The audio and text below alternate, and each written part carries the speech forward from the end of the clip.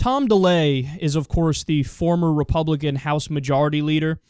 He's also notoriously corrupt. And he went on Newsmax TV to provide the weakest counter-argument ever to Obama's priorities that he laid out in the State of the Union. I just sense such arrogance. Not forget the mistruths, but the arrogance here, especially when he said, I won the 2 elections. It just, that's no way to make friends. Well, that's what I saw. It wasn't just, it was arrogance. It was disdain for the American voter and their representatives. It was contempt for the American people. I mean, even the referee should have thrown a flag for taunting. It was the most unbelievable performance I've ever seen. The President of the United States stood in front of the nation last night, and he just eviscerated the Constitution over and over again. He wants full paid leave. He's wanting free community college, unconstitutional. Raise the minimum wage, unconstitutional. It's just amazing to me. Universal childcare of all things, totally unconstitutional. That's why I'm so excited. He is. Even if the American people can't articulate it, they know this is wrong, and they know that it's going to destroy this country. It's going to destroy the country. It's one thing to disagree with it. It's another thing to say that childcare is going to destroy the nation. The level to which these guys are willing to just make shit up and talk out of their ass is legendary. So understand, he argued that paid sick leave, community college, raising the minimum wage, and childcare, again, not only he disagrees with it, but that is unconstitutional. Okay, I guarantee you, if anybody asked Tom DeLay, really, it's unconstitutional. Under what provision? You know what his response would be?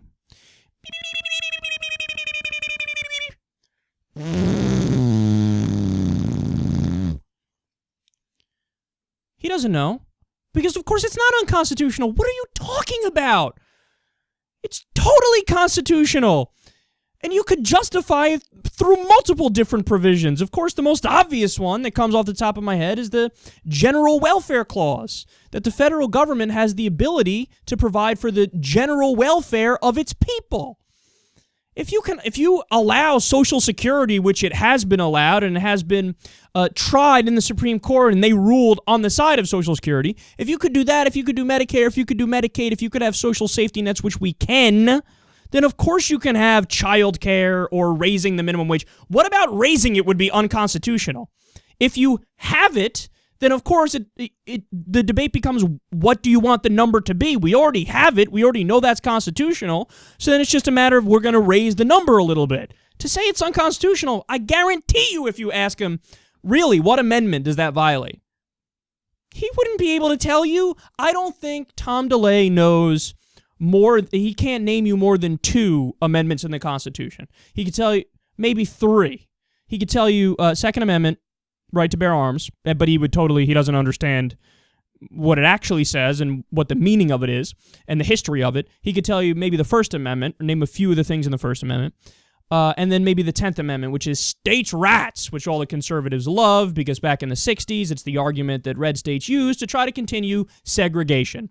I shit you not. Their argument was, it ain't about segregation, it's about states' rights, man. We got a right to keep our blacks down. We got a right to take away their rights. So those are the ones that they know. They don't... Are you kidding me? 8th Amendment. No idea.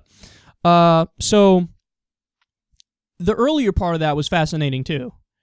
Because they're so butthurt over his joke.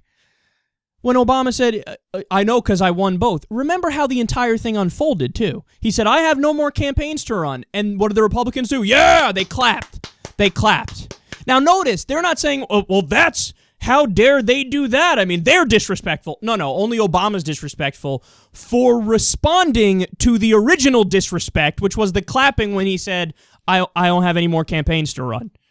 See, that's the thing, man. They can dish it, but they can't take it. They'll harp on you for doing something that they're guilty of.